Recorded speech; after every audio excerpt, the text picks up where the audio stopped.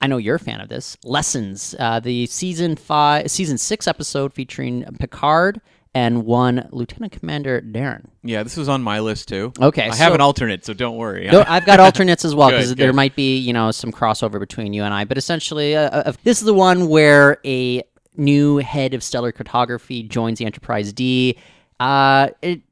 Picard is just like smitten by this woman, and eventually it ends with him having to send her onto a very dangerous away mission.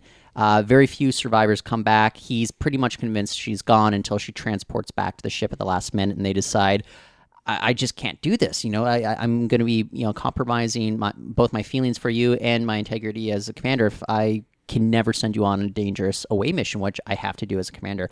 I totally buy these two as a couple. They have chemistry, and it's not that whole, because too much of what we see here in a lot of these flings is just a lot of mansplaining to do. Right. It feels like they're totally equals here. Or not just mansplaining, but there's also kind of an air of perviness to it. Sure. Like they're really macking on them hard, or, it just feels a little cheeseball. Yes. This is a very adult relationship on Star Trek, which I really appreciated. There's not like a 30-year age gap between the two either, which I very much appreciate. And there's something really beautiful about it in the sense that Picard is a character who's very repressed and very, it's talked about in the episode how he's kind of isolated, and how he communicates and opens up to her through music.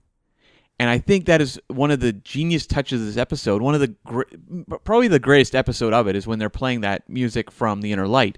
And that could have been such a cheap gimmick. The idea of using iconic music to try and sell, emotions of a scene by, reflecting back on a episode that fans love. Like, think of like Jurassic World, which, plays the Jurassic Park theme that people love ad nauseum to try and convince you that you're watching something equally wondrous.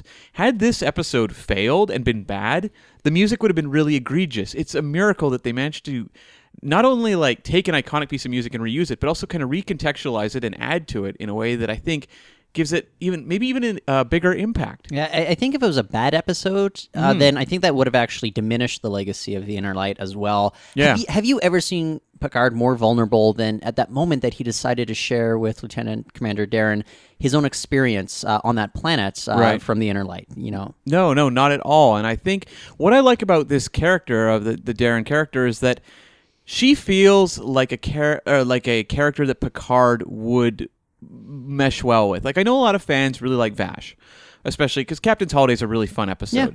But I don't buy the idea that Picard would consider any sort of future with Vash. No. Versus this woman is, I think, perfect for him. He could totally picture himself settling down with her.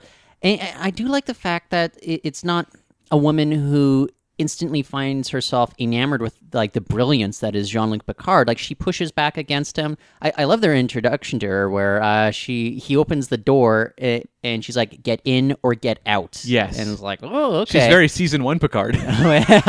But that's just it. Like, she has like she actually has a personality. And when we go into some of the flings that don't work, I think one of the things that we'll note here is that a lot of these romances, one person or perhaps even both people in this coupling don't have a personality. Right. No, I agree 100%. And Wendy Hughes is the actress who played this character, and she actually died 3 years ago now of cancer. I have no idea. Which is very sad, but she was only 61, I think, when she passed. Wow. But, in one episode, she becomes a character that really lingers in my memory, at least when I think about Picard love interest. She's my favorite by quite a margin. Well, yes. I'll say this. She is my favorite, period. Yeah. That's why I have her at the top as a fling, because he doesn't really have any recurring love interests unless you want to count Loxana Troy. Vash shows up in multiple episodes, but yeah, it's really just the one.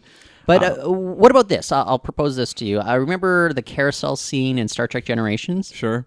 You have some random woman like having a home with Picard. Antonia's sister. Yeah. Some random, very random situation in which they're all dressed up as if it's like the 19th century. Yeah. He's a Frenchman he's pretending he's British for some reason. Why did they not cast Wendy Hughes in that role? I have no idea. Because you lose nothing. Non-fans don't care. It's not like they're going to name her and start talking about stellar cartography. Yeah.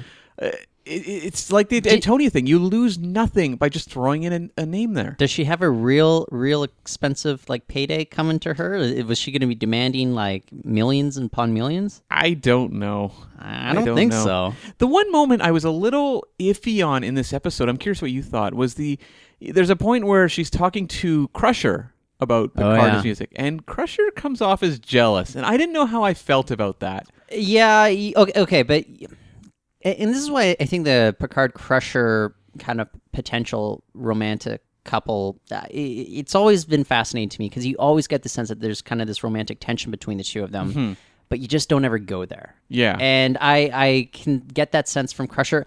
I was okay with it. Like it felt almost to me uncomfortable to watch because Daren has no idea like how their history between Crusher and Picard, and she's just talking to somebody who she feels she can confide in.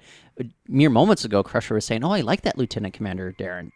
So why not? But I don't know. To me, I understand where Beverly's coming from. I guess I'm a little spoiled in the sense that the Deanna Troi Riker thing feels a little more healthy and mature, where they're kind of happy for one another. Yeah. They still like each other, but they also consider themselves friends. And, we see that Picard and Crusher are still friends. They're having dinner in the episode and whatever.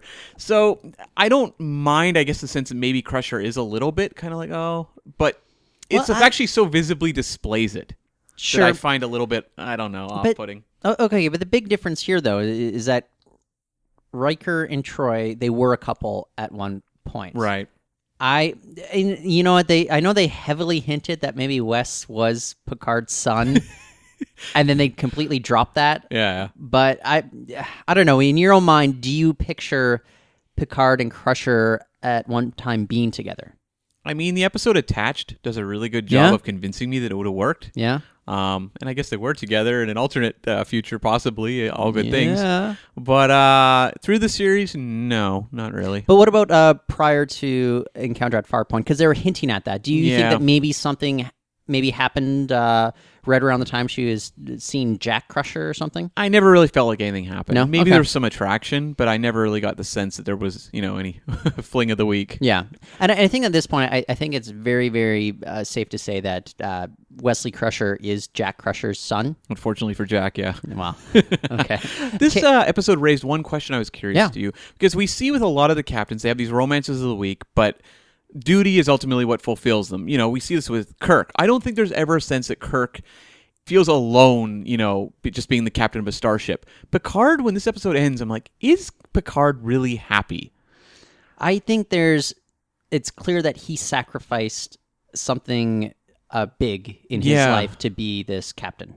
Yeah, because Kirk always seemed happy to me. He's still that Peter Pan complex, second star to the right, straight on till morning. I think Kirk was happy to have a fling of the week and move on. Yeah, he was torn up about Edith Keeler. No woman would ever match except for Antonia. Yeah. And that was that. He's content with his life. I think Picard, just based on everything we've seen from him, think about his experience in Inner Light, where he had that family, and that was something that satisfied him, and I totally buy it. Like Picard, there's going to be something missing for him as long as he doesn't have a family. Right. And I considered actually having the wife from the Inner Light in this, to be one of my picks, but I just realized her character didn't strike me as dynamic enough to include.